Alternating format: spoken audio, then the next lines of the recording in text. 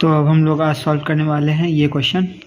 इसमें गिवन है let P X is equals to this polynomial be a polynomial with integer coefficients and A I belongs to 0,1 for all I equals to 0 to n और p into √2 यानी कि x की value अगर हम √2 put करते हैं ना हम लोग को ये मिलता है। Then p1 is equals to 4। अब देखिए हम लोग को इस क्वेश्चन को अप्रोच कैसे करना है।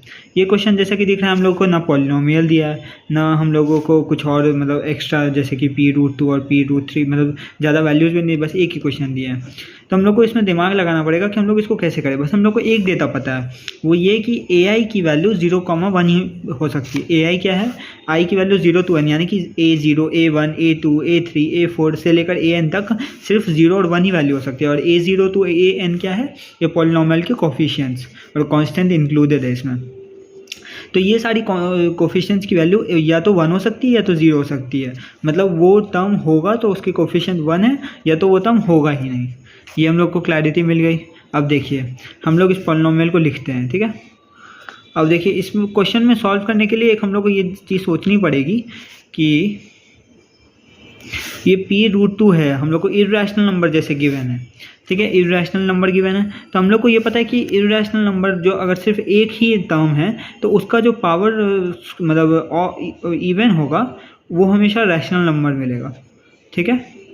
और उसका पावर अगर ऑड होगा तो फिर ये इर्रेशनल नंबर ही मिलेगा, ठीक है। और हम लोग को पता है कि रैशनल प्लस इर्रेशनल हमेशा ही इर्रेशनल होता है। मतलब ये दोनों आपस में ऐड कभी नहीं हो सकते, कभी भी ऐड नहीं हो पाएंगे।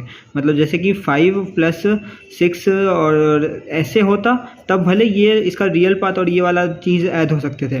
बट हमें क्या यहाँ पे गिवन है कि सिर्फ एक ही टर्म है तो हम लोग को मतलब सिर्फ इसमें कुछ प्लस नहीं किया हुआ है, वैसा वाला इर्रेशनल नंबर नहीं है कि ऐड किया हुआ है, सिर्फ एक ही टर्म वाला है। तो एक ही टर्म वाला इर्रेशनल नंबर और रैशनल नंबर कभी नहीं ऐड हो सकते। मैं आपको एग्जांपल देके बताता हूँ। जैसे मान लीजिए √7 है या फिर √11 है, इसमें आप कोई भी रैशनल नंबर ऐड कर दीजिए, ये कभी ऐड नहीं हो पाएंगे। 7 9 कुछ भी, मतलब ये कभी ऐड हो ही नहीं सकते। अगर दो टर्म्स होते, जैसे ये इर्रेशनल नंबर है कोई बात नहीं, लेकिन ऐसा टर्म होता तब सोचते हैं हम लोग। लेकिन इसमें क्या किया है, एक ही वाला टर्म वाला है, एक टर्म वाला इर्रेशनल नंबर है तो वो कभी भी आपस में ऐड नहीं हो सकते। तो इसका हम लोग फ़ायदा उठा सकते हैं। कैसे फ़ायदा उठा सकते हैं, देखिए हम लोग क्या करेंगे, इवन पावर वाले और ऑड पावर वाले को अलग कर लेंगे।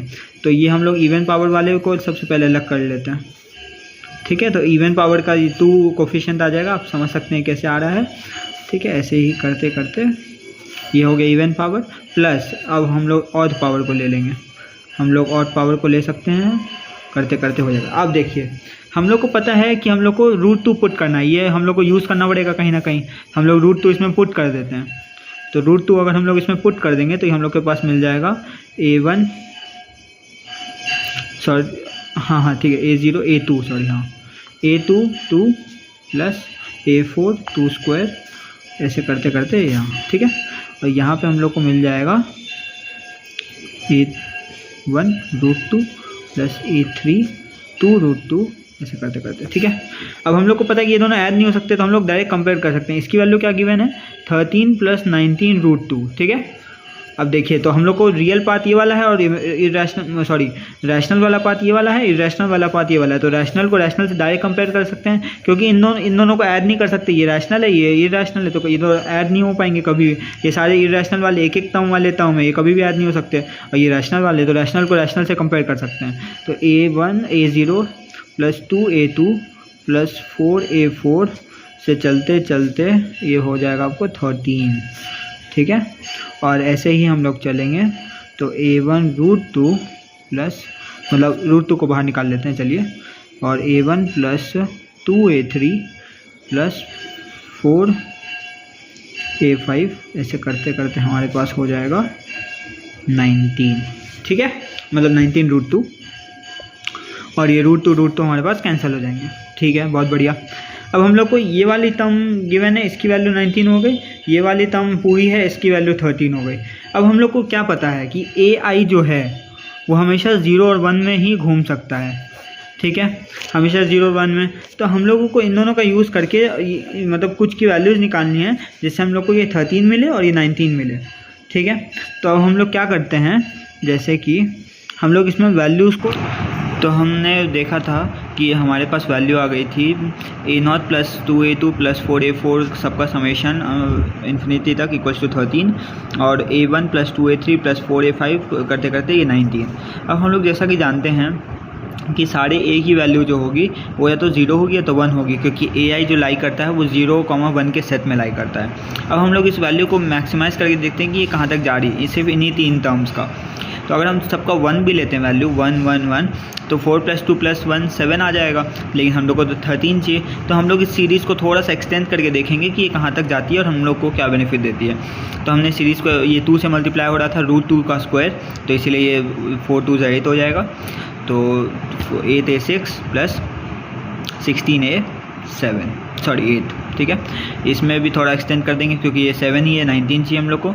तो ये हो जाएगा आपको 8a6 7 प्लस 16a9, ठीक है। इतना हम लोग पहुंच गए। अब हम लोग को कोई ऐसा पेयर ढूंढना है जिससे ये 13 बने और ये 19 बने। तो हम लोग पहले पेयर ढूंढना शुरू करते हैं। हम लोग क्या करते हैं, 8 लेते हैं, 4 लेते हैं और 1 लेते हैं। तो ये 8 का 1, इसका 1, इसका 1 वैल्यू, इसका 0 ले लेते हैं, क्योंकि 16 ले लिया तो ये नेगेटिव बनेगा नहीं, क्योंकि 0 और 1 है तो वो पॉजिटिव ही रहेगा। तो ये तो 0 होना कंफर्म है, तो इसको छोड़ दीजिए, क्योंकि हम लोग को 13 चाहिए, इससे कम वैल्यू चाहिए, 16 से कम वैल्यू चाहिए, ठीक है। अब हम लोग को 8 4 और 2, अब इसमें इन तीनों में ही इसके एक्सीड कर नहीं सकते क्योंकि ये नेगेटिव बन नहीं सकता। अब इन्हीं में कोई पेयर ढूंढना है। अब इन्हीं में अगर ये तीनों पेयर लेंगे तो ख़त्म ही हो गया, तो हाईएस्ट वैल्यू ये है तो ये तो लेना ही पड़ेगा 8, और फिर हम लोग को 13 मतलब लाना है, तो हम लोग 2 ले लेंगे 10, तो 10 के बाद 3 हम लोग का है ही नहीं कहीं वैल्यू, तो हम लोग को 4 ही लेना पड़ेगा। तो 8 4 और ये, तो यही एक पेयर हमारे पास बन रहा है। तो हमारे पास क्या आ गया, a0 की वैल्यू 1, a4 की वैल्यू 1 और a6 की वैल्यू 1, ठीक है। बाकी सबकी वैल्यू 0, ठीक है। अब हम लोग इसमें देखते हैं, इसमें भी सेम फंदा लगाएंगे हम लोग। अगर इसके बाद 32 लेंगे तो 32 से कम चाहिए, तो ये वाला कैंसिल मैंने ऑलरेडी कर दिया है। अब देखिए 16 के बाद हम लोगों को कौन सा पेयर लेना पड़ेगा, 2 और 1 का पेयर लेना पड़ेगा। क्यों, क्योंकि हम 16 8 लेंगे 24 हो जाएगा, 16 4 लेंगे 20 हो जाएगा। तो हम लोग को 19 चाहिए, तो 19 के लिए यही 3 पेयर लेना पड़ेगा, तो यही 3 पेयर ले लेते। और एक बात और, 3 पेयर क्यों ले रहे हैं हम लोग सिर्फ ऐसा नहीं कि 2 पेयर से हो जाए, 2 पेयर से होगा ही नहीं, क्योंकि सारे इवन नंबर का सम है और इवन प्लस इवन हमेशा इवन ही रहेगा, आपको ये पता है। और इवन प्लस इवन रहेगा तो हम लोग को ऑड नंबर चाहिए, तो ऑड के लिए हम लोग को ये कांस्टेंट का यूज़ करना पड़ेगा, जो ये आगे कांस्टेंट बच रहा है उसका यूज़ करना पड़ेगा। मतलब ये कांस्टेंट इस टर्म के लिए है, मतलब जो इवन बन सकता है, बाकी तो इवन है ना, ये एक लौता ऑड है ना, इसलिए ये ऑड है, ये कांस्टेंट नहीं, ऑड नंबर एक लौता। तो इससे हम लोग को वैल्यू मिल जाएगी a1 की वैल्यू 1, a3 की वैल्यू 1 और a9 की वैल्यू 1। हमारे पास ये सारी वैल्यूज़ आ गई, ठीक है।